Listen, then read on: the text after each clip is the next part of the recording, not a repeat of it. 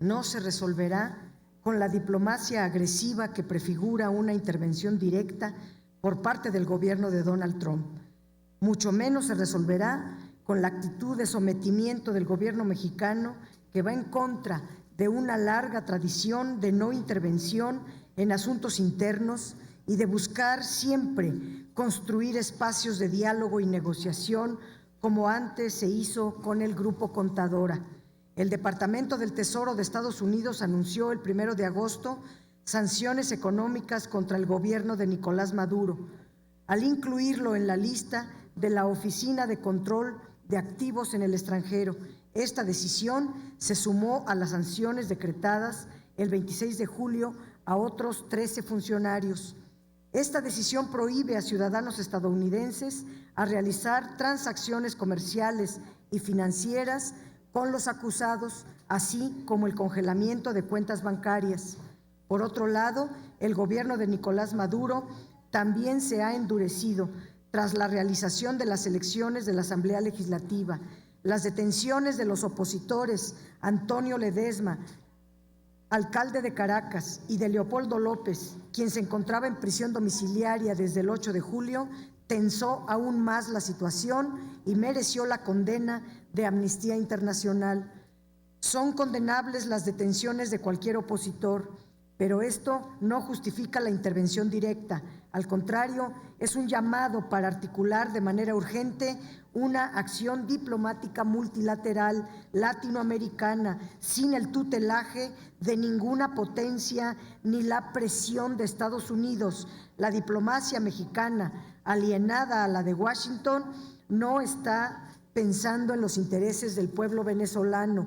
El canciller mexicano Luis Videgaray redactó 2 mensajes en su cuenta de Twitter el 1 de agosto. Dice uno: expresamos nuestra solidaridad con Leopoldo López, Antonio Ledesma y los demás presos políticos en Venezuela.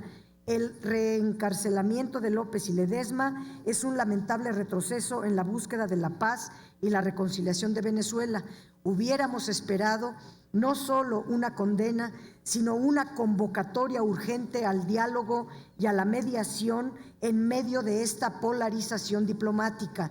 Es inadmisible que el gobierno mexicano esté más ocupado en intervenir en los asuntos internos de un país hermano que en resolver la grave crisis de derechos humanos que vivimos en México y el déficit democrático que ellos mismos han producido con su intervención en procesos electorales o el espionaje ilegal en contra de periodistas y activistas.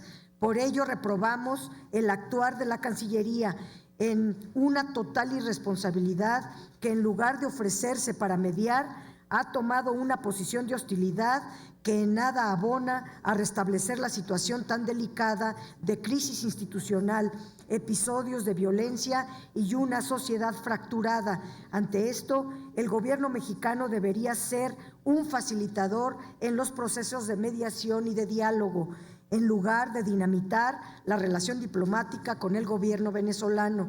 Desde el Senado de la República debemos exigir que la Cancillería mexicana explique esta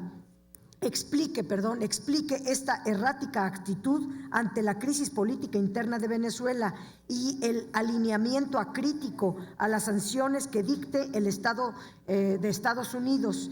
Y lanzamos un exhorto al presidente Enrique Peña Nieto para que deje de utilizar la política exterior y la crisis de un país hermano para fines de política interna y claramente partidistas, tratando de espantar al electorado y reeditar las campañas negras del pasado, porque sería una vergüenza que en su irresponsabilidad y el electoralismo terminen haciendo más daño a quienes dicen defender.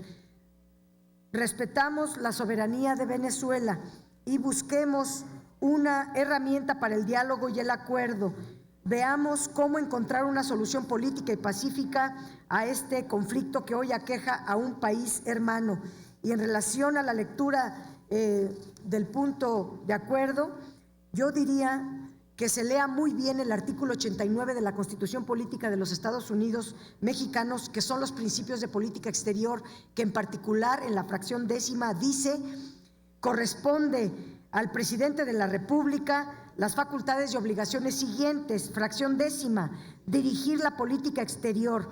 En la conducción de tal política, el titular del Poder Ejecutivo observará los siguientes principios normativos: la autodeterminación de los pueblos, la no intervención, la solución pacífica de las controversias, la proscripción de la amenaza o el uso de la fuerza en las relaciones internacionales, la cooperación internacional para el desarrollo, etcétera, etcétera. Yo diría que si no están de acuerdo en este artículo de la Constitución política que nos rige, pues cámbienla, pero no están facultados para pasar por encima de la Constitución. Debemos respetar la soberanía de otros países para que respeten la nuestra.